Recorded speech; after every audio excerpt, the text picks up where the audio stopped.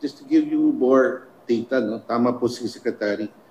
Uh, this is unprecedented on the part of LTO. 671 ang nasuspend po tayong drivers as of today.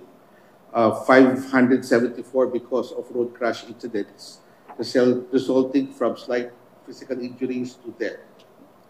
97 are suspended because of drug-related positive po sa drugs.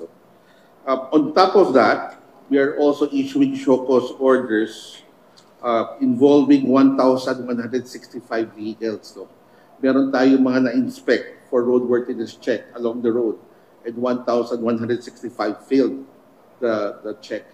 We would issue show cause orders to the motor vehicle owners in order to explain why their certification or registration should not be canceled for not maintaining their vehicles roadworthy at all times.